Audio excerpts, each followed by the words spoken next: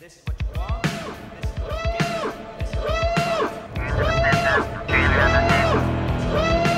what you You have located GeekFest Rants, the entertainment podcast for genre geeks like you. Shall we play a game? Covering the world of vintage and current film and television since 2010. Game over, man. It's game over. Featuring in-depth conversations on sci-fi, horror, fantasy, comics, toys, and conventions. So say we all. So say we all. And now sit back, relax, and enjoy today's show. You've all sacrificed so much to be here. To be a part of this. It's the first ever large-scale colonization mission to go this far into our galaxy. You're making history. And everyone back on Earth is really grateful for your hard work and your courage.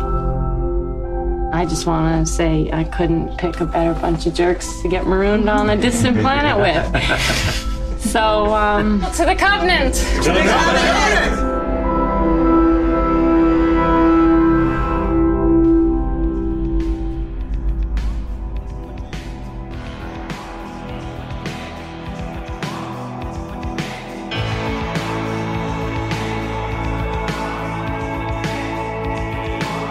Hi everybody, and welcome once again to GeekFest Rants. My name is Carlos Perron, and today I am going to be joined by Kyle Perron, who's going to help me review and kind of take apart Alien Covenant. We recently saw it, had a good time. Boy, do we have a lot of questions, a lot of theories. You know, you thought that, by our last episode, we already had enough questions to have to worry about. Man, do we have so many more questions now. But overall, we had a great time watching it, and we can't wait to see the next one.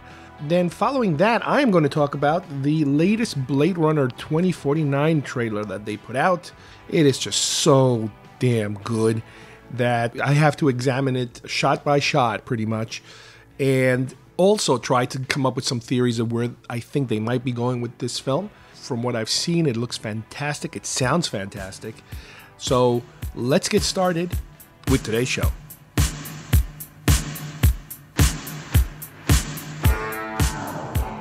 What did I teach you? You are the Duke of New York. You're a number one. You will not laugh. You will not cry. You will learn by the numbers. I will teach you. Can you dig it? Open the pod bay doors, Hal.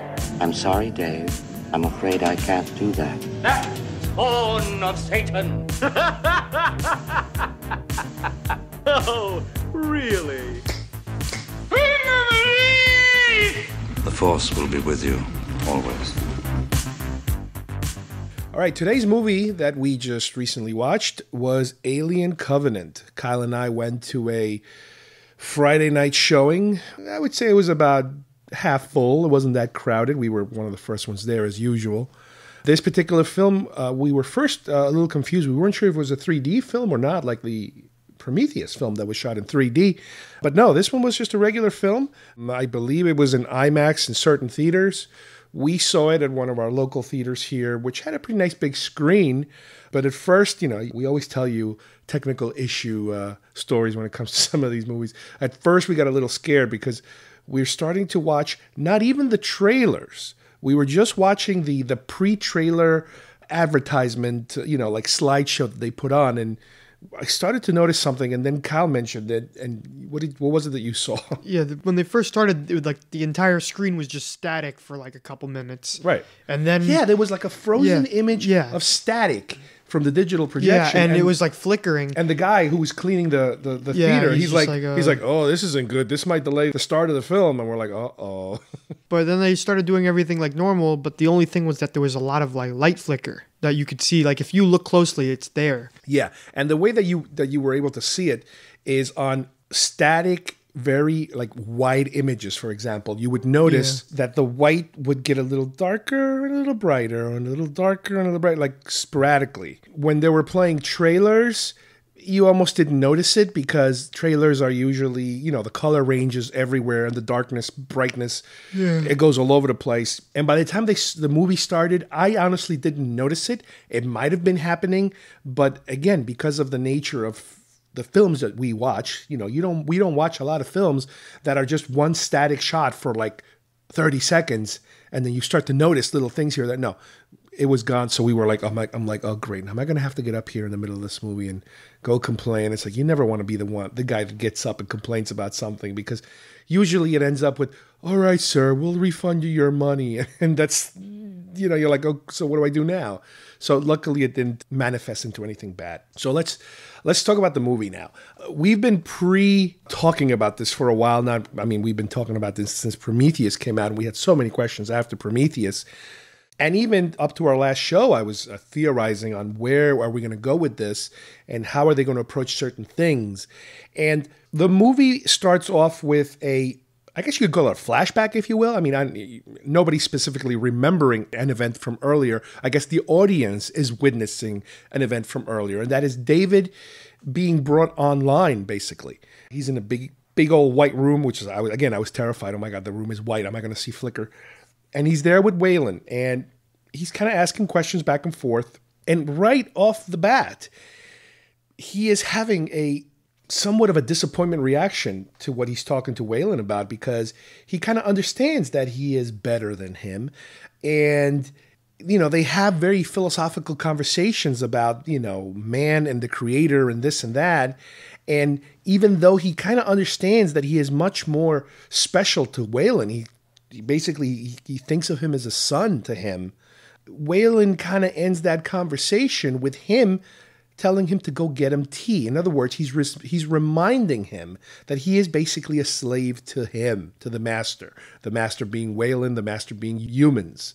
So this was put on in the beginning of the film, I'm pretty sure, to kind of give you that idea that there's a guy walking around here, an android, with a grudge. And it's the same android from before that we saw, you know, and Prometheus, the guy that more or less survives until the end. We do have a little bit of a background. We mentioned it on the last episode with the prologue video that, you know, we talked about how David is narrating, you know, here's what's been happening since you last saw me, pretty much type of narration about them, you know, him and Shaw reaching the planet, her going into hypersleep, and he's there at the edge of the planet with all the engineer type looking guys down there, and he's got all his black goo bombs ready, you know, what looks like to be deployed on this population.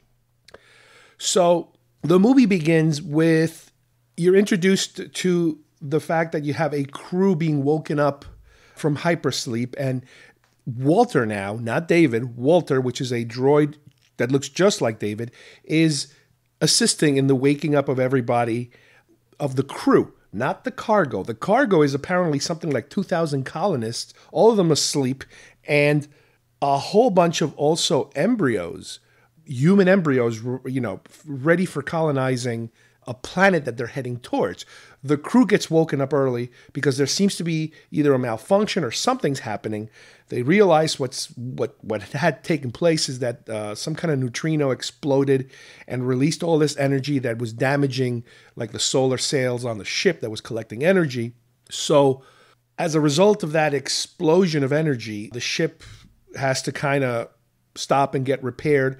Unfortunately, in the process, some of the sleep chambers are damaged. One of them, specifically the captain of the ship, which is James Franco, which if you watch just the film, you get almost nothing of him because you basically see him burn alive in a cryopod. If you watch some of the previous footage, some of the previous prologue footage and the other stuff they put out before, the one they called The Last Supper, where you kind of meet the crew, that's when you get to see a little more of him and you get to develop a little more of the interactions. And that's something that when I think about it, it's like, I wonder if this was shot originally as part of the movie, and as usual, when they end up with so much footage, they have to cut it out. Yeah. And this way they were able to give it to us. They basically gave us deleted footage as a marketing video, if you will. Yeah, I feel like for promotional purposes. The prologue that we saw with David and Shaw, where they're getting away from from the planet. That had to have been included in the movie at first, but then they must have cut it out for time. Yeah, for a time they go crazy. And part of that, those shots were in the movie, but they cut out. Not all of them. Yeah, just the most end of the Shaw shots were not. No, the David shots of the pathogen being released, that was in it. But yeah, I mean, they do shoot. I mean, the movie was 2 hours and I think 12 minutes. So you figure they must have shot close to maybe 2.5 at least, 2 3/4 hours worth of stuff, and then they trim it and trim it and trim it. So I mean, I don't mind. It's okay. I mean, it's another way of seeing extra footage. Some of that other footage that was released again, the Last Supper stuff, which is the pre-hypersleep, where you do meet the captain of the ship, James Franco, and he's kind of feeling sick, and he even mentions, he's like, oh, I'm burning up, and it's like, oh, burning up, I get it, burning up, because later on he's going to burn up. And you do also, I remember in those promotional videos, you also see the chemistry. You actually get to see the couples, the actual pairing up of all these, not the colonists, but the crew. You see that these two are an item, and these two are husband and wife, and these two, and these, you get to see more of that you didn't get to see here. Later in the film, as things start to get crazy, you start losing characters left and right. It's not as emotionally impacting as it would, I think, if you would have seen this relationship. Yeah, because I feel like because they cut that scene out, then they don't really have a scene that explains that, except for like, oh, she's died. Oh wait, that happens to be his wife. Right. And we'll go over this in a little bit, because there were certain scenes where I was convinced this was this guy's wife, and it wasn't. It was that other guy's wife, but I forgot whose wife it is. So anyway, they come out of hypersleep, and they, like I said, they lose the captain. They lose a couple of the colonists themselves. Some of those pods get damaged. The new captain now is this, I guess, the second in command is the new captain, and you do get the feeling that this is a captain that they really don't like that much. The guy's not very sure of himself. He kind of reminds me a little bit of in Aliens, Gorman, the character of Gorman, the guy that's in charge after half the Marines get killed, and he kind of doesn't know what to do. He kind of reminds me of that character a little bit. So in the process of repairing the part of that solar sail that gives them power, because collecting energy from the sun, Danny McBride's character is out there in a spacesuit, doing the repairs. And all of a sudden he receives, while he's out there, he starts to get little flashes of some kind of a incoming message that is not coming from the ship. So when they finally get him back inside and the ship is repaired and functional again, and they can get back on their trip to, oh, by the way, did I mention, this is a colonizing expedition. They're supposed to be going to this planet called Origai 6. Way, way out there. They're supposed to be sleeping for a very long time to get there. So they take off his helmet and they put the helmet down. It's a cool little sequence. It's a little reminiscent of the Prometheus when they're examining the helmet of the engineer, and they have that table. Those tables, they're 3-dimensional tables that do a whole bunch of weird stuff. So what they get out of the helmet is they start to kind of decipher an incoming message, and it's very hard to tell what it is. It's a holographic audio message, and little by little they're able to pick out that there appears to be a person saying or singing something. And McBride's character is called Tennessee. He says, hey, that's John Denver's Take Me Home song that she's singing. And, we're thinking, she's singing? Could this be Shaw? And one of the promotional trailers, they're playing the song Take Me Home by John Denver. And so you kind of, okay, I get it. Maybe your average audience don't get it, but I get it. There's a connection there that's being thrown at us. The other thing, which is kind of a little side story here, is that where I work, there's a group that meets there regularly, and they play music in banjos. They're all banjo players, and one of the songs they play every week is Take Me Home. So I know what's going to happen now. Every time I hear that song, I'm going to be thinking of this movie. So it's a bizarre little connection that I'm going to be making personally now on a weekly basis. So the question then becomes, what do they do now? The new captain, again, who's very squirrely and undecisive, and he doesn't think anybody likes him, and a lot of people really don't like him. He decides that maybe they should, instead of going to this other planet, they should maybe make a stop at wherever this transmission's coming from, kind of turn it into a rescue mission to see if there is a person that was stranded, somewhere for some reason. Some of the other people are not too hot about it. Daniels, the real lead of the movie, in a way, co-lead, I guess you could call her. She is the wife of James Franco, and now she's a widow. She is not too crazy about it because she's like, that's not our mission. Our mission is to get these people there. And he kind of outranks her now, so he makes the decision, no, we're going to go see what's going on here and we're going to do it. So, fine. They have to now kind of change gears, get ready to get to this planet. So they start flying towards there, and then when they get there, they realize that it's a very high, stormy kind of atmosphere. So the ship itself that they're traveling on cannot get too close to it. They're going to go explore with a drop ship, because when they're looking at this planet, they're noticing that it looks like a habitable planet. It looks like it's got the right conditions for colonizing. Now, whether they are allowed to make that decision is a whole other world, which I don't know if it makes sense. You're on this mission, this bazillion-dollar, spaceship and plan, and then for your captain to say, hey guys, you like that planet there a lot better. Let's go over there instead. I don't know if it's logical that somebody can make a decision like that. But they are going to explore that possibility. They're going to see if they can rescue whoever happens to be stranded, and in the process, maybe this planet will do. So most of them get on kind of like a dropship. Again, very similar of Aliens, that whole dropship scene where they're going through the atmosphere with the dropship into the actual planet, and once they get past the stormy atmospheric section, things kind of settle a little bit. It's still a pretty cloudy, not very sunny, bright, cheery looking place, but it's much better definitely than what we saw in Prometheus. Prometheus was just a big giant rock dust bowl. This is more of like a foresty type of a cloudy forest environment.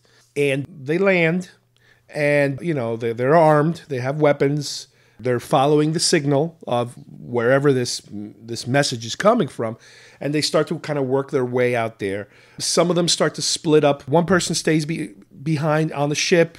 Another 2 crew members kind of veer off into a little creek area to get samples of the water and this and that. The rest of them continue on to the location for where the signal's coming from. So the group that reaches something first, it's the larger group, and what they find is what looks like to be an alien ship. They climb inside of it. It's the typical, you see those constructed hallways, you see the engineer suits, you see all that. And one of the things they find is Shaw's ID tag hanging from the middle of the ceiling somewhere in there. So now they're kind of making a connection. This sounds like Shaw from the Prometheus mission that was declared missing or something, blah, blah, blah. And at a certain point, they do reach the cockpit area of the ship where they accidentally trigger the message, the holographic message, and they kind of realize this is it. This is the message that they've been hearing all along that got them to this point. In this alien ship, you can kind of see a little bit of Shaw's image, in the message that was happening before. Now, as they're walking through some of these areas, one of the guys that's doing that sample gathering in near the creek, they're getting samples of the water and the dirt and stuff, he steps on what appears to be some kind of plant, like a spore. And as he steps on it, it seems to excrete dust, pollen. And we get the view, like the very close-up view of this pollen kind of traveling and merging with itself and finding its way into this person's ear and going inside the ear canal and inside his body. So we know something's going on here. The other big group, they leave the big ship. They also notice that the big ship, the way that it seems to be sitting in the middle of the forest, it looks like it almost crashed into there because they seem to see a lot of cracked trees, giant trees, that kind of give you an impression of where it came from and how it got to where it is, and it's in its kind of sideways position type of thing. Now, also, while searching the ship, another crew member gets a similar infection, spore-like infection, but this time not in the ear, goes to his nose. So you got now 2 crew members infected in different areas, and as the first crew member is having faster symptoms than the secondary one, they say, all right, we got to get back to the ship because this guy needs medical attention. So she starts to get him moving towards the ship. And then the secondary group is coming out, and one guy, the guy who took the breath into, of all that stuff, he starts to have these symptoms too. So they're kind of helping him along. He's not as bad as the other guy, but they're basically, you have two groups starting to work their way back to the ship. The first group is saying, listen, we got to get back here. We got a situation. Everybody get back. We got to go over. We got to figure out what's going on here. So when the first group gets to the ship, the crew member that's already there starts to treat them, medically treat them. And they go into this like a med bay type of compartment in that little dropship. And all of a sudden, the guy starts having convulsions. And out of his back, something explodes and comes out and starts to attack the two other people there. One of the crew members seals the door. And now you have two people caught. One is already dead because the creature exploded out of their back. The other one is pretty much almost dead because they're going to start fighting. And the creature is just very fast. It's very different. It's kind of like a white version of the chest buster, let's say. Very light skin, but it's very agile, very fast, and seems to be growing pretty fast as it's happening. So we're going to assume those two people are dead there. There's one person left in the ship. Everybody's now rushing back because they're hearing all this craziness going on. And that third crew member is near, I guess, part of the loading dock of not the loading dock, but some kind of loading section of the dropship, and starts shooting at it. And in the process of shooting at that creature, they must hit some fuel tank or something, and the whole ship just explodes. The creature gets away, scurries out into the wilderness. And as they're getting close, their other group sees the explosion, and they realize that they're in big trouble now because they just lost crew members, and now they lost their only way back to their main ship.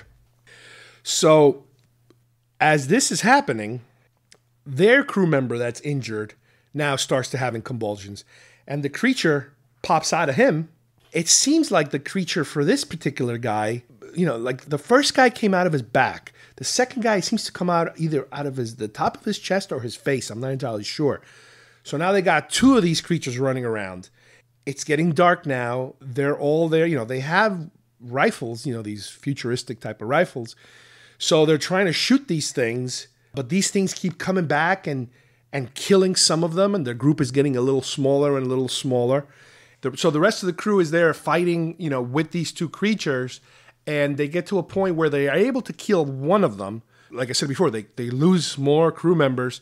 Walter, in the process of saving Daniels, kind of punches the creature in the face, but the creature eats his hand. Well, no, I think what he does is he takes it by the tongue or something, and he rips out the tongue, and the acid sprays all over his hand. It's very fast how it happens because it's happening at night too. So all you know is that his arm ends up basically almost inside the mouth of the creature, and the creature scurries off again. This other creature. So now they're down to one creature.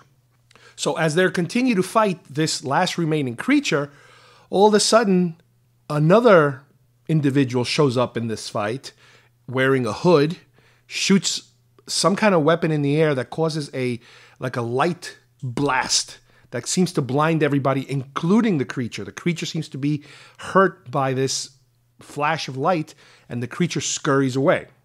This individual then leads the group back to a safe place. In the process, they go through part of the forest, and I guess they go into what looks like to be a burned out city almost, kind of there's a gigantic open space, like a city plaza type of open area, and it's completely full head to toe with what appears to be charred bodies of some kind of humanoid looking creatures or people all over this place, completely covered in people, dead. He leads them inside a building, a safer environment than being outside with that creature still running around. Takes off his hood and introduces himself as David. He is the survivor of the Prometheus. He basically explains to them that, they got there, and he got there with Shaw, and she has died since then, and that he is the last survivor of the group. And they tell him, we're from this other ship. We have 2,000 colonists with us. We're trying to get everybody to another planet and blah, blah, blah. So he's going to try to help them, to figure out how to get out of that planet now, because they have to figure out another way of getting out of there now that they lost their ship. He also lets them know that the way that they got there was with an alien ship, but that when they got there, the ship accidentally released this pathogen that they were carrying, resulting in all those dead engineers outside, that whole population being destroyed. Now, while this is happening, they're also trying to communicate with their main ship, where Tennessee is up there, and he's freaking out.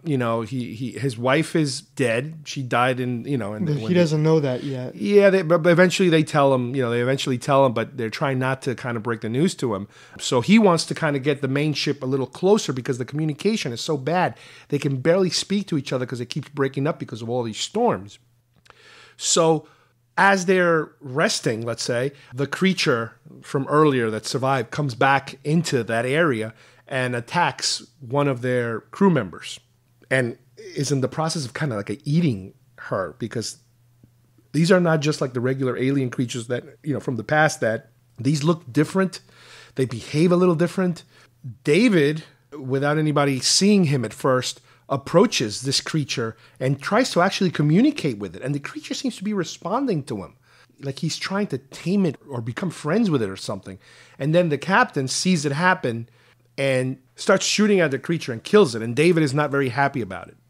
So the captain now and David are kind of like, okay, this guy knows too much and this guy wants to know more.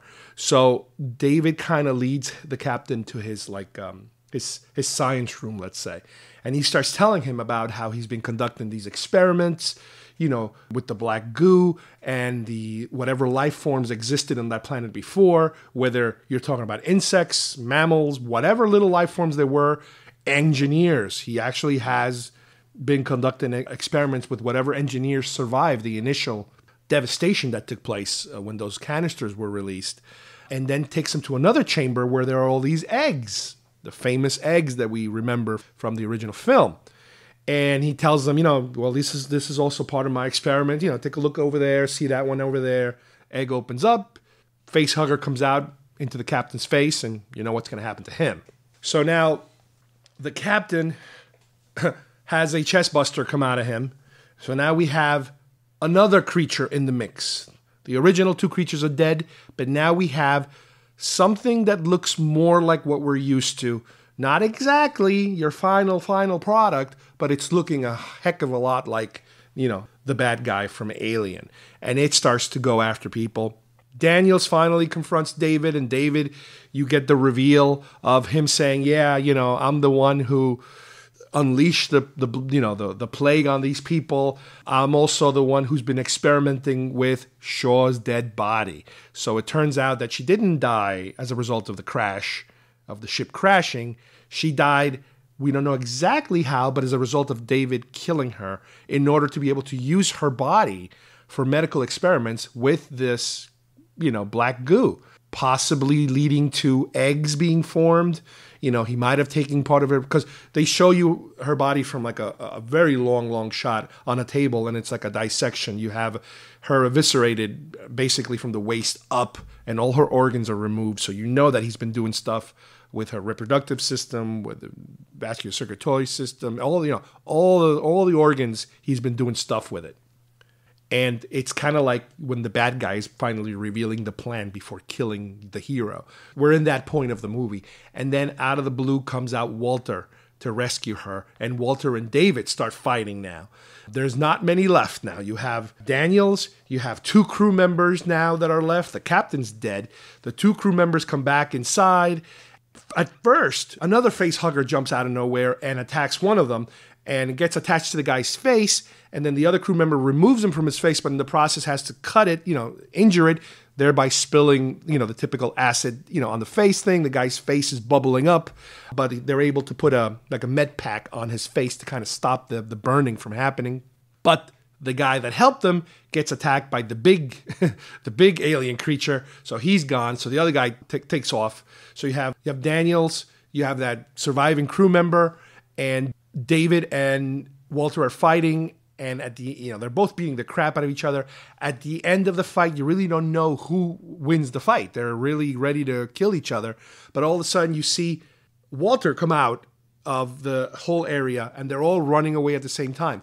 This is happening while up in the ship, Tennessee has decided to bring his ship closer, and they're going to try to, because they have no more drop ships, they do have a like a construction ship with a crane attached to it. They're going to try to see if they can get that ship. If they can get the main ship low enough to the surface, then they can detach that secondary ship, to the surface. So he's heading down on a ship to rescue them. These guys are trying to get away from that main temple area. So they're all running towards there. And the alien creature is also in the mix there far away, making a run for it too. So they're all running at the same time. They climb on the ship lands, they get in, they all get in, but the creature again is attached to the ship, is trying to break into the cockpit by trying to break the windshield. Daniels goes out while the ship is flying, Daniels goes out there to fight the creature. She's trying to shoot at it, and Tennessee at the same time is using a crane to try to trap it. And after running around somewhat, Tennessee's finally capable of grabbing it in like a claw and squishing it. And that's how the creature dies. So now they're all okay, injured, but they're heading back to the main ship. They get to the main ship.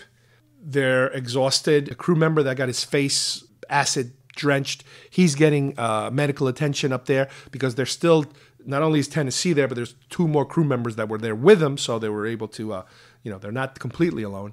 So they're all kind of trying to make some repairs, some final repairs to the ship. They say they have to shut things down for a while.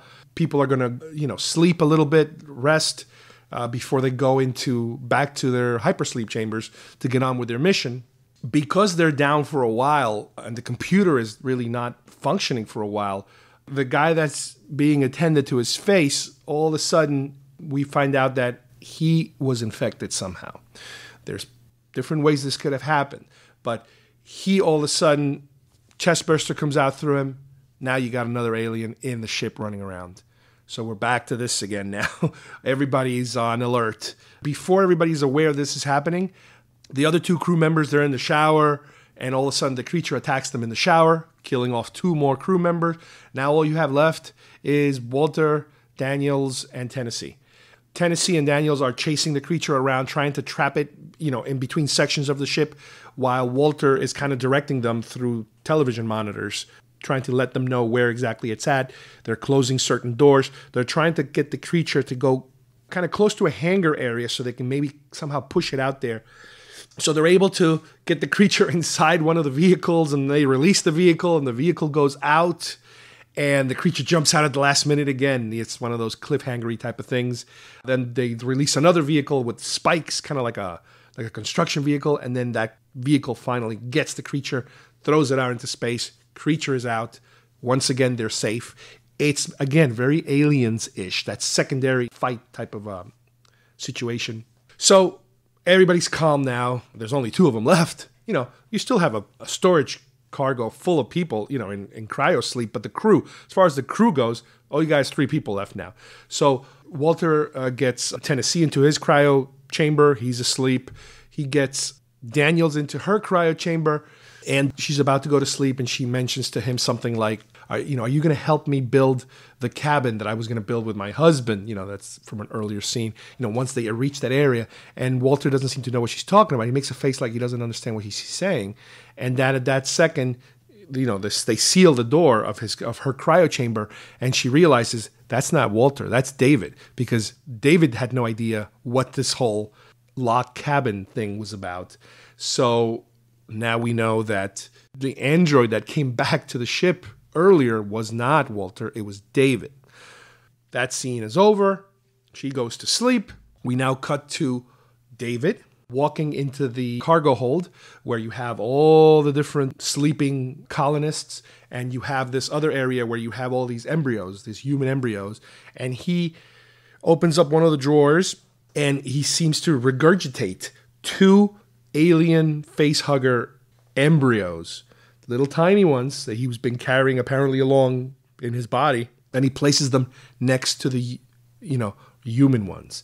And then he kind of walks through the ship as he's looking at all the different colonists sleeping. And that's how the movie ends. Are you a genre TV, film, sci-fi, horror, fantasy, toy, and convention nerd? Nerds! Nerds! Nerds! Do you enjoy listening to podcasts? It rubs the lotion on its skin or else it gets the hose again. Do you ever wish you could co-host a podcast? Mom! Take it easy. Lower it. I'm not going to lower it. I have to do this now. I don't mind you playing it, but lower it. This just might be your chance. Somebody help me! Help me! Help me! Help me! Shut up! GeekFest Rants is looking for new co-hosts. If you're interested, go to our homepage at geekfestrants.com and click on the hosting icon for more information. So, let's go over some of the questions that we have and the theories that we have. One of the main things that I'm going to bring up is that, the last film, Prometheus, really dipped heavily into the mythology of the engineers. This film seems to shy away from that a little bit, I would say, because now we're getting the big picture, and the big picture is that, yes, the engineers had something to do with the creation of man back from Prometheus, and that they were in the process of trying to eradicate man. But now, with the introduction of David, he seems to have kind of taken over the whole notion of being able to experiment with DNA and creatures and this and that. And because of this chip on his shoulder that he's developed, even though he's an android, because of Wayland, his father, his master, he wants to kill his master. He wants to kill his father like he did. But now he wants to go beyond that. He seems to want to kill humanity because it is not a perfect organism like these new creatures that he's kind of been messing around with. So I think this film starts to kind of throw us in the direction that the alien creatures that we meet in Alien, yes, they do have an origin having to do with the engineers and that sort of thing. But the specific creatures we're meeting are probably more of a result of what happened with David and Wayland. It's because of that relationship that David has gone completely off the rails and has become this madman, basically, who is experimenting with people to create these creatures. Do you get that sense? Yeah, it's all the isolation that he's had to deal with between, I think it was 7 years or so with Shaw. With Shaw was 7 years, yeah. And then but they're droids, they're androids. They're supposed to be able to handle that sort of thing. Yeah, but since he's a special model that can feel more than the other models, the newer models, then right. Even Walter said makes that. him, and just he can deteriorate like that. Yeah, and even Walter said that, and there's a scene where the two are talking together, and he says that the newer models are better because they're not as emotional, they're not as that kind of thing. So that's where that kind of brings us. Now the question then becomes, okay, so why does he kill all the engineers? I think it has to do more with his father. The reason he kills the engineers. Yeah. It's more of a kill your master. These guys were trying to kill you. Now I'm going to kill them. Bring back that to them. And it also gives him the opportunity to focus on his new priorities, which are the goo. He wants to experiment with this goo. He wants to create his own life. He's already been something that was created, and he's disappointed with the creator. Just like Wayland was disappointed with the engineer, he's disappointed with his own master. So now he wants to create his own life forms, and this is what he's been experimenting with even before getting to the planet. Because apparently, once he gets to the planet, he's experimenting with the life forms in the planet. He's experimenting, like I said, with whatever engineers are left. He's dissecting them and mixing them with the goo and coming up with all kinds of creatures. That he had them all propped up in that lab of his. And then he gets to the point where he starts experimenting with Shaw because he wants to, I guess, know what would happen when what exactly does happen when you mix these two DNA strands together. We saw a little bit of what was happening before, but now especially with Shaw, because that brings a whole bunch of other possible answers to questions that are not being answered right now and that I asked before. Where is the egg? How do we introduce the egg cycle? We knew that the engineers had information on an egg cycle because we saw the murals and we saw the pictures. We didn't see them actually do it. But in this case, remember, Shaw was a human that could not get pregnant. She was unable to get pregnant and gets pregnant because of the DNA mix. It's possible that the creation of the eggs have to do with David experimenting with her eggs and the alien strand, the pathogen, creating these eggs. So we might not necessarily have a situation where you have an egg-laying queen type. I still don't know if Ridley Scott is acknowledging the queen from Aliens. I don't know if he's gone that far. I haven't heard any interviews. Because I feel like he should at least count Aliens, because, the other two movies are awful. But Aliens was, honestly, I thought Aliens was better than Alien. No, yeah, it's to me, I like it more, and it's a perfect companion to Alien. Yeah, and it fits well. Like, there's no weird, But we could kind of say in this particular scenario, if we don't have an egg-laying creature, we don't have one yet, it is possible that David has been experimenting with growing his own eggs from Shaw, let's say, with the creature, and then he comes up with these egg-looking things. And it is possible, too, that when you let these xenomorphs form their own communities and thrive, like they did in Aliens, when they get to that planet, that place is covered with them, that they do then form a hive-live community like a bug, where all of a sudden a female becomes a queen. All of a sudden it starts to create eggs. So that is plausible that would happen. But the introduction of an egg without an explanation, to me, leads me to Shaw and all the crazy stuff that David was doing to her and that sort of thing. A couple of more theories or questionable sections in the movie. One of them has to do with how Lope is infected, the guy that makes it all the way, aboard the ship, who has a chest buster come through in the medical bay. In the movie, it is very plausible that he got infected as a result of the face hugger that gets into his face and then is quickly removed and then, pours the acid into his cheek. That's a possibility. It seems a little too fast that could have happened, but maybe it did.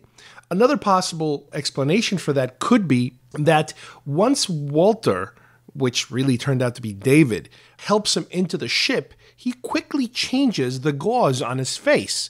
He removes the gauze that was put on him earlier and puts a brand new one on him. It's possible that he somehow infected him in that manner. Not so much with the goo, because we're talking about a chest buster here, but maybe with the actual creature that is at the end of a chest buster, or maybe he just did it with some sort of a pathogen similar to the goo that, quickly turns him into something that results in a creature coming out of him. Granted that creature, if it's anything like the spores, would look different. This would have to be a completely different creature. So more likely something that came out of a face hugger type of thing. So it's a little ambiguous at this point. It could be either one. You do have the face hugger that actually got on his face, and then you have the possibility of David tampering with him again. The other debatable plot point has to do with Walter and David. Most likely, it seems as if David kills Walter, most likely. We haven't seen it, but most likely. And then switches clothes, scars up his face, similar to, what happened before, changes his voice a little bit, because he's a robot after all, he might be able to do that, and infiltrates the group in that manner. Therefore, he is also, because he's an android, he can kind of reprogram himself so he can have access to Mother, the computer system in the ship, towards the end, in order to send the message that, everything's fine, we lost a few crew members, we're continuing with our mission, that whole thing. But there's another theory going around that's pretty interesting too, is that when David killed Walter, he did not just change clothes, he actually took his body. In other words, he was able to upload his consciousness from his David body into the Walter body. Therefore, there is no need for changing clothes. There is no need for him amputating his own arm, changing his face, changing his voice. And it would also make sense that because it is Walter's body, it is capable of interacting with Mother without having any, additional adjustments made, because it is, after all, his body, except now you have David's mind inside Walter's body. So that is another interesting little tidbit. That it's an interesting theory that obviously it's going to have to be proven wrong or right, in the next couple of months until the next movie comes out. One other little item I like to point out is that On one of our previous episodes, when I was theorizing about the fact that we have Danny McBride in this film, and that was a little scary for me because it was kind of like when they announced with the King Kong, the Kong movie, the Skull Island movie, that they were going to have John C. Reilly as part of the cast. And after seeing him deliver a few lines in the trailer, I was like, oh no, he's going to be comic relief. Can he not be over the top? And to my surprise, he was okay. He was fine. He was the comic relief for most of the movie, but he kind of kept it a little bit under control. Here, I had a similar fear that if you throw Danny McBride in this movie, all of a sudden, it's like it's Danny McBride in an Alien film. It's not just another character. But again, I was also pretty surprised at the fact that he was able to kind of tamper down the Danny McBrideness out of Danny McBride. He does get a lot of the funny lines, and he is kind of playing the usual character that he plays, but he is not over the top ridiculous. And look at the bright side. Theoretically, he made it through the movie. I don't know what's going to happen later, but in theory, he makes it. So the next question becomes, what happens next? There's a lot of theories going around. Now, where this film would go depends on which direction Ridley Scott goes. Let's just start off by saying that Alien Covenant was originally supposed to be called Alien Paradise Lost, and he changed the title to Covenant. And it kind of, we see the theme here. We see the religious theme here. I get it. There are reports out there that the next film is going to be called Alien Awakening, but there's also reports saying that it will be a film that takes place between Prometheus and Covenant.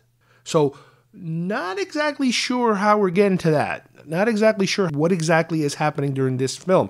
We don't know if that's exactly where he's going to go because he does have a reputation for changing, gears every now and then. And at some interviews that he's given out in the past says he might want to do 2, maybe 3 films before we reach Alien. So it all depends on how many films he ends up doing. That will determine the length of time that we're going to deal with when it comes to how many more steps does it take to get to Alien. The point is this. You have now a ship full of potential test subjects for David. He could do a lot of experiments in that ship. He's got embryos. He's got full-grown people. He's got everything he needs to go completely Dr. Frankenstein on him. But the thing is, remember, we have to get to a point in the story where we are going to be in an alien ship full of eggs in LV-426, because that's the end of the story. That's where we're in Alien and Aliens world. The question then becomes, what happens with this ship?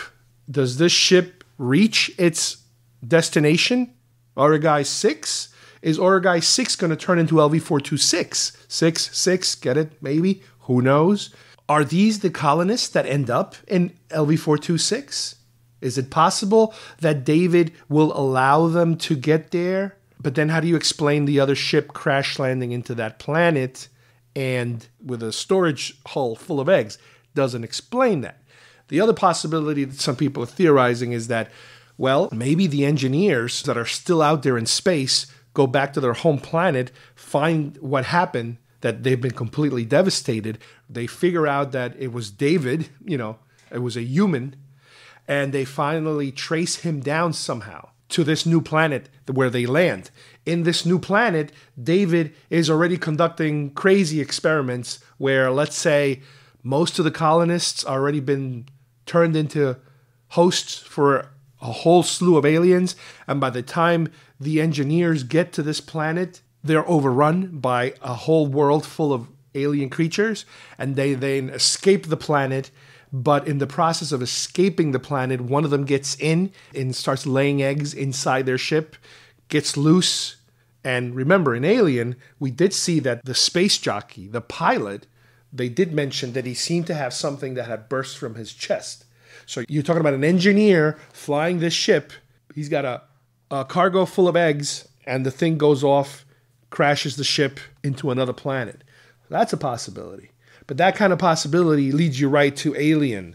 So that's the type of thing that you would leave for your final movie, depending on how many movies he makes. And again, if all of a sudden he decides he's going to make just one more movie, he's got to compress a lot of these ideas into one movie. Yeah, I don't know how he's going to make 2 more movies of this, 2 or 3 more movies. Like it's just, he's spreading it out too much. That's the thing with Ridley Scott. He's got ideas, but at the end, you have to figure out what's he going to do. Is he going to do all these ideas, or he's just going to do one of them, or he's going to do two?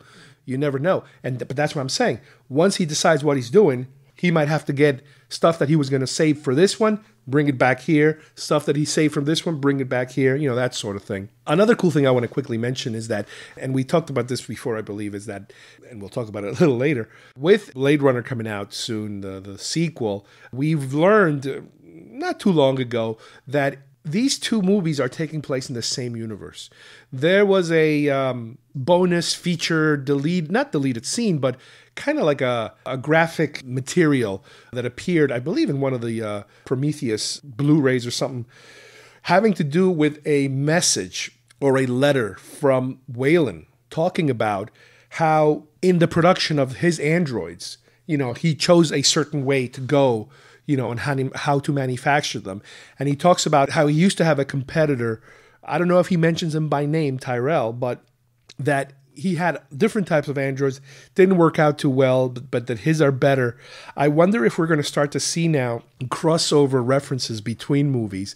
It would be kind of cool to see. Like, what if you see, like in Blade Runner 2049, you see, like, you know how they have, like, the Atari ads and all those other ads? What if you just see an ad for Weyland, and you see Guy Pearce's face on a big screen or something? That could be a good Easter egg. Well, some people are already saying that in the trailer, which, again, we're going to talk about it right after this, there's a shot of these, let's call them statues, maybe. And a lot of people are saying that the one on the front right, it's an engineer. It looks exactly like an engineer. So it's like, ooh, that's interesting. The weird thing is that Blade Runner world takes place years before what's happening here. Yeah, so it's difficult to kind of cross those two. Prometheus was like 2070 something. 2090.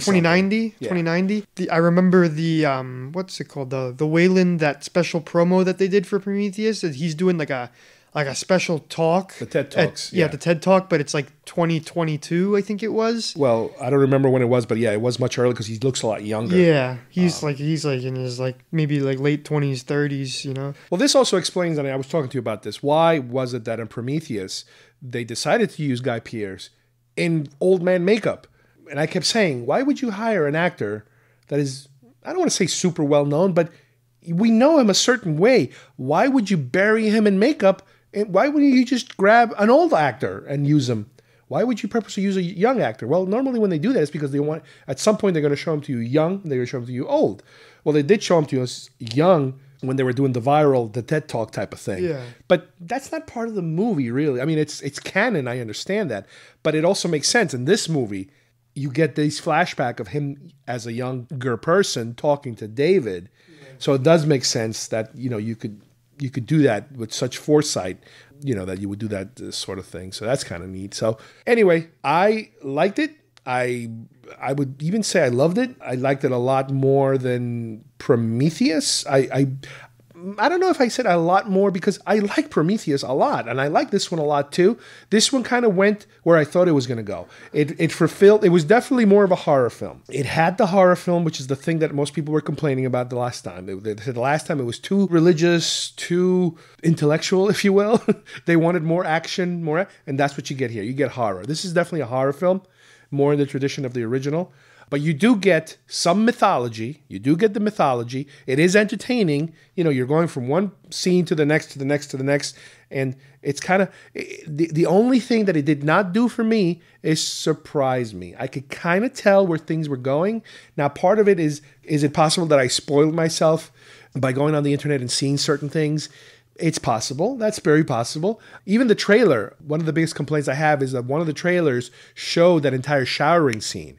So I knew there was going to be a showering scene in the main ship. So I knew that at a certain point, these guys are going to get back to the main ship and that things are going to go haywire at the ship, which is a very Aliens, Cameron type of, you know, reenactment, if you will. The whole thing about we finally made it out of the planet. We can now relax, enjoy ourselves.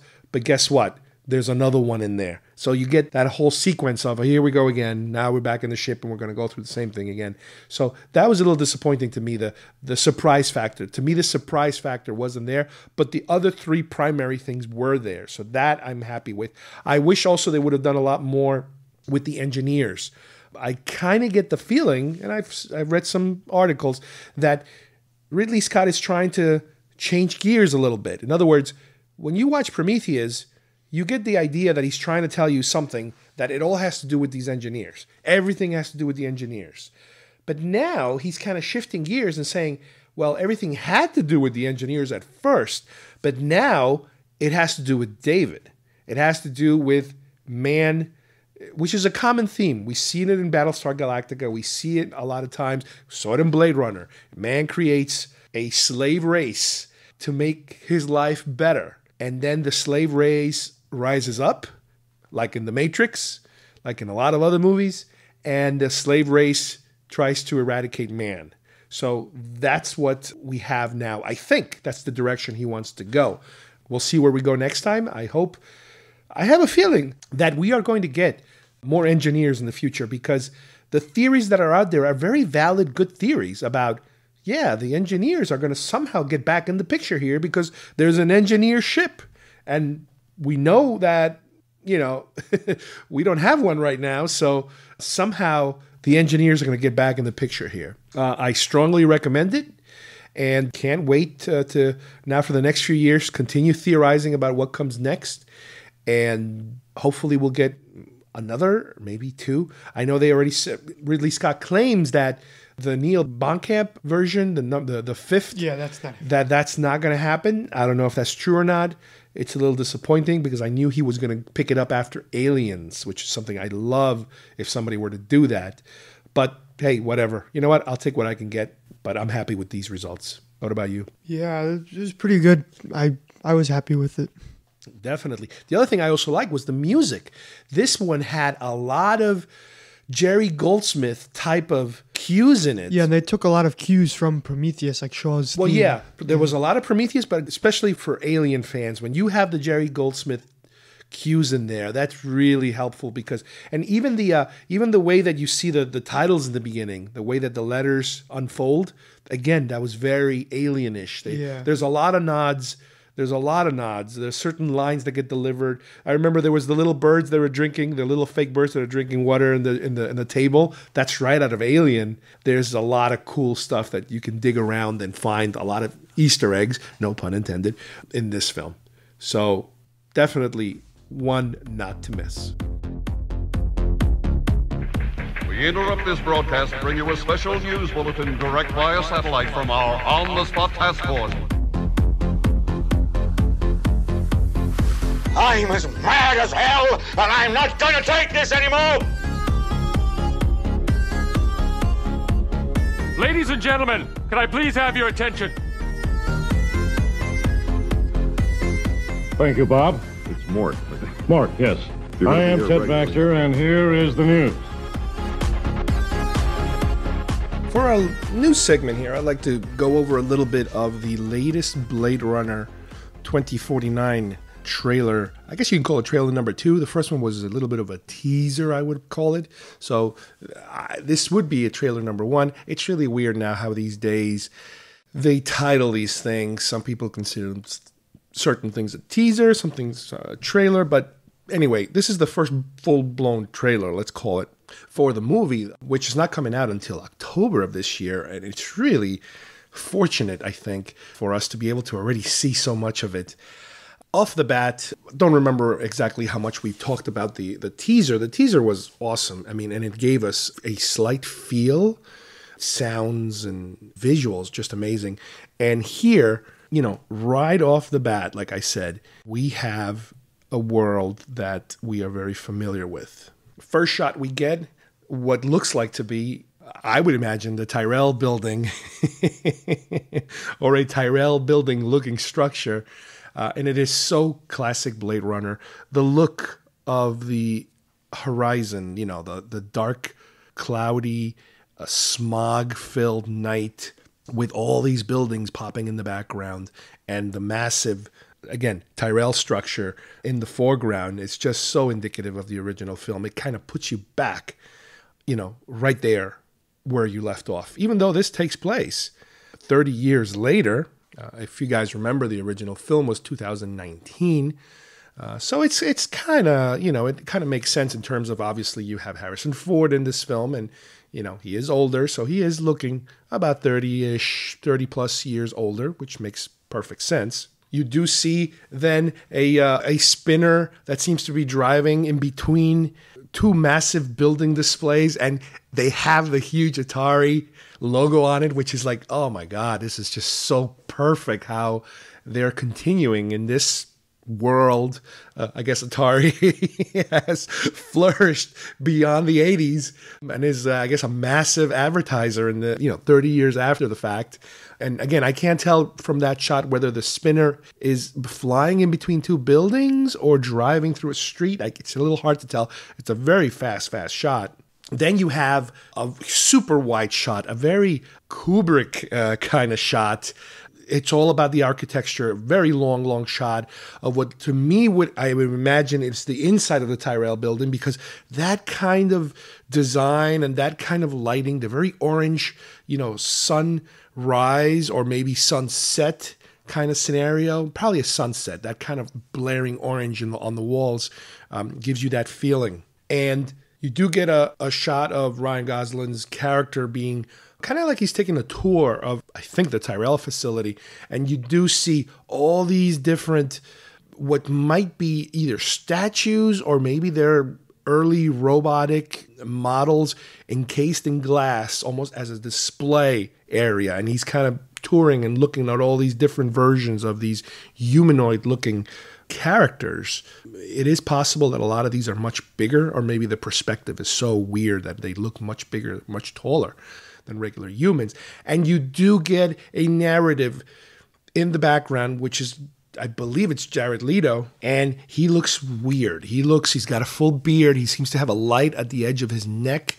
And at a certain point, we actually see his eyes, one of his eyes at least, looks a little different. The coloring is a little off, so he is definitely something different. And he's talking about how humanity has built their empires like on the back of some kind of disposable race throughout history. And he is alluding, I think, at this point that he's talking about robots now, androids, that humanity seems to be making another push forward in technology and expansion and power at the expense of these androids. As he's narrating this, still in one of these orange-ish kind of settings, not sure if Ryan Gosling is witnessing this or this is a completely separate scene in the movie, we see what appears to be, I'm going to guess, an android being delivered almost through a bag full of fluid from the ceiling of a very large room and kind of dropped into the ground, all soaking wet with whatever fluids it is that these androids are cooking in. And as the android comes off the bag, he is kind of welcoming, saying happy birthday to this, what appears to be a female version of an android. Really creepy the way he's delivering his lines. Very reminiscent of Roy Batty narrative in the original film. Then you have a new narrative kicks in of what appears to be, again, maybe Ryan Gosling's boss. I think it's played by Robin Wright. And she's telling him about how there's a certain order to things. And as you're listening to her narrative, you're seeing Ryan walking through the streets, and you have one of these gigantic, what looks like to be one of these garbage trucks passing by. Very smoky looking setting, dark, neon up high, smog and smoke and everything that, the pollution is just all over the place, it appears to be. Super callbacks to the original. Then you get to see what, again, might be the police building where he's actually having this meeting with his boss, let's say. And again, it's still within the confines of the original designs of what it would look like. And you do see some spinners actually flying in and out of that area. And she's talking to him about how, their job is to kind of keep order, to keep things the way there should be, kind of. And you do get some quick little images of him holding the traditional Blade Runner gun, and his face is all bloody, obviously from a different scene later in the movie. Her narrative continues into that same speech, talking about how the world, you have certain walls that are built in this world, and everybody's supposed to stay on their sides of the wall. And when that wall comes down, that's when you have chaos. Very prophetic, almost fascist type of a message. very appropriate, especially for these times. You do see a little more of the city. You see the giant holographic projections with all the Chinese characters and all these different world influences that are happening in this city at this point, similar to the original film. We have him walking through the streets again with all the neon. These are some of these little snippets were shown on the teaser where they first kind of got us, we got our heads up that this was coming. We got shots of him, what appears to be on top of a building, meeting a girl, and she seems to be a little weird. Not sure if it's the girl that we saw being born in the beginning, through that robotic fluid sac. Then we have a completely new shot. It seems to be an area that is outside the city. It is daytime, but there is no blue skies anywhere. The sky is just plain orange. It's orange everywhere, dust everywhere. You can barely see more than 20 feet ahead of you. And he seems to be pulling up into some abandoned buildings, and there's these weird structures where these women-looking statue faces kind of facing each other. A little reminiscent to me of Clockwork Orange, that kind of overly dramatic, kind of very Eastern European Cold War, you're talking very German, Hungarian kind of structures. And the narrative then changes again, and now you have Harrison Ford kind of saying that, you're a cop. I used to be a cop. I used to be really good at my job. He's walking into this. It almost looks like a library type of building, or maybe it's an old police station type of building because, if you remember the previous one, that's kind of what it looked like. Again, the color palette is completely different. Everything is washed in orange. Beautiful looking, beautiful looking. A lot of these shots we did see again on the teaser. And as he's walking in, he seems to be avoiding a booby trap. Harrison Ford, Decker, asks him what does he want, and he says he wants to ask some questions. At this point, we don't know exactly what the problem is. Where is the issue? What is the plot of this film? All we know so far is that we're in this world, and there seems to be some kind of situation going on, similar to the first, where one man has been chosen to go investigate something. So we're there. We're in this world now. I have to also mention that while this is playing, they're playing very, very similar Blade Runner-ish, the original Vangelis type of music. It is just super, super permeating everything around you. It's a visual experience as well as an auditory experience. It's similar to, I would say, just based on this stupid little trailer, Tron Legacy. The music to me in this trailer is at least a third of what we're experiencing. Not sure how much of it they can keep. I know this is a different director. The director for this film is the man who made The Arrival. His name is Denis Villeneuve. The Arrival was an excellent film. Again, from what I'm seeing so far, he's nailing it. He's getting it. At least the visuals and the music, the sound, the feel. Let's see what happens with the story, which is the most important part of all this.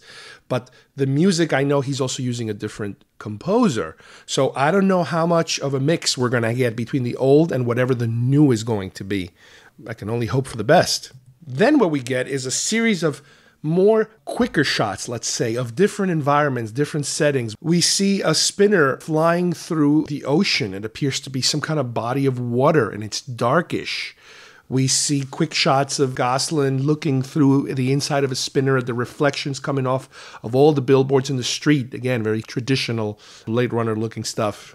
We get more shots of him interacting with people in the streets, being inside, again, more of Tyrell-looking environments. And then we actually get some conflict, if you will, shots being exchanged between a female character that seems to be working for Jared Leto and possibly Gosling, exchanging gunfire with the traditional Blade Runner looking weapons. We get also a return to the Harrison Ford introductory scene where he says they know you're here, and it appears that somebody is coming after both of them maybe, or just him. Explosions everywhere, fighting. We get a shot of what might be undercover android prostitutes kind of interacting with Gosling. We do get a shot of Dave Bautista's character. He seems to be the big thuggish type of character here, and him, I think, fighting with Gosling and kind of pushing both of them through a wall. More fighting, more of the entertainment of the city, the nightclubs, the borderline pornography that is being pumped into all these holographic images around the city, around the neon displays, the LED displays on the sides of buildings and stuff like that, interacting with three-dimensional gigantic holographic images. There are a couple of quick shots of what appears to be a forest and a door opening up out of nowhere, which kind of leads me to believe it might be more of a holographic room that generates the look of a forest. It doesn't seem to be real to me. And at a certain point at the end of this fast montage, which I might also include, has what appears to be new music. It's not traditional Blade Runner music. It's a more modern, action-y music. You do get a close-up of an eye kind of opening up, kind of like a green or bluish tint to the eye. So I'm not sure exactly who it belongs to. Might be Jared Leto. I don't know. And then you have a shot of a girl telling Ryan Gosling, looks like she's being either interrogated or hidden or something like that, telling him that he is special, which is the part of this trailer that kind of reminds you of the overwhelming theme of the original one of whether or not your lead character, the person you trust the most, the person that's been put in charge of killing all these androids, might be an android himself. So I think they are playing with that issue. It's going to come back in this film. I mean, Harrison Ford's still there. Deckard's still there. There were still questions as to whether he was one or not. Not as prominent in the film, but more in the novel. The novel was a little more, what the hell is he exactly? And it basically ends with her telling him that there's still a page left to be written, having to do with what's happening here. Almost like there's the mystery behind the mystery type of thing. That's kind of how they end it, which, again, trailers are very well made.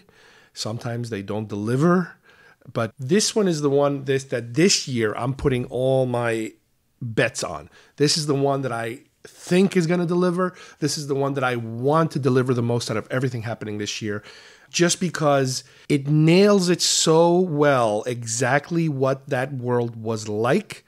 Can they replicate it, no pun intended, on this version? Ridley Scott is not directing. He's the executive producer, so it's good that at least they have his blessing and his participation on it. Granted, not as a director, but it almost feels like you have the ingredients to make this cake. You have your Harrison Ford, you have your brand new hotshot director, you have the backing of the old creator of this film himself. The music seems to be kind of right. The look is there. What happens next? The story. It's going to be all about the story here. You cannot just replicate the story. Here we go again, no pun intended. The original story was about a band of replicants that did not want to basically do their thing.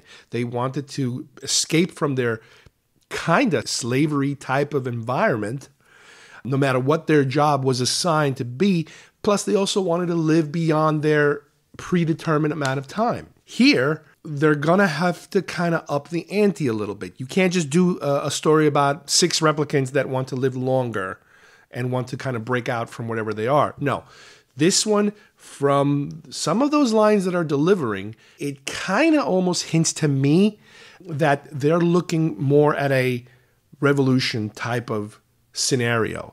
Maybe there's a replicant leader, Jared Leto, who is not only looking to free a handful of his subjects, his co-androids, but maybe he's trying to start an uprising, a worldwide, galaxy-wide uprising.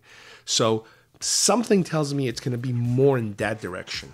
That would kind of bring up the stakes a little more, up the stakes. So that's where I think story-wise we might be going. This is trailer number 2, like I mentioned before. I'm pretty sure there's probably going to be at least another one, maybe even a third one, beyond 2 and 3, 4, because the movie's not coming out till October. So this is a pretty hefty trailer to give us so early in the game. So only time will tell, and we'll keep you updated.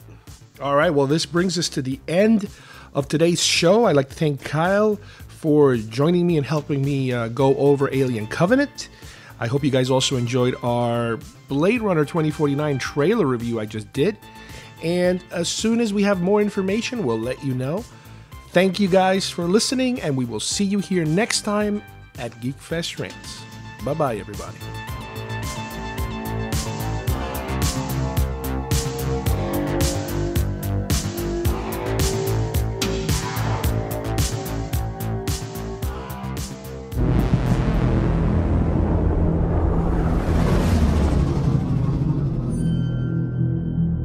Every civilization was built off the back of a disposable workforce. But I can only make so many. Happy birthday.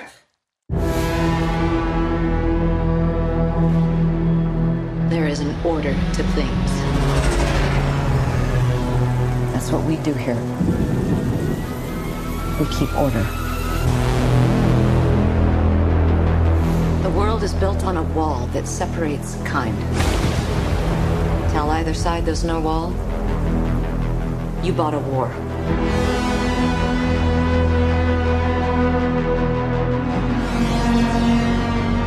You're a cop.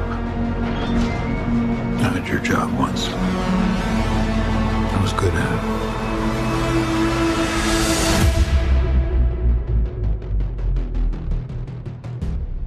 I know.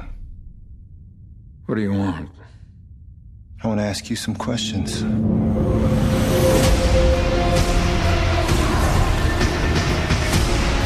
The key to the future is finally unearthed. Bring it to me. They know you're here.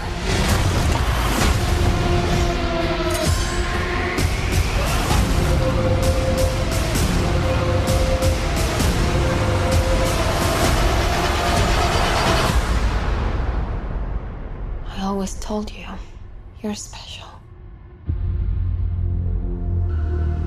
Your story isn't over yet. There's still a page left.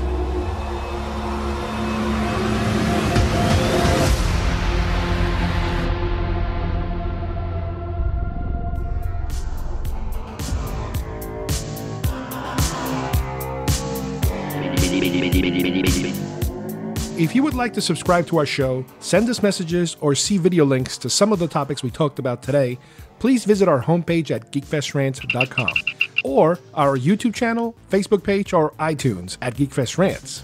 I don't know what we're yelling about! GeekFest Rants is produced by Carlos Perron, copyright 2017.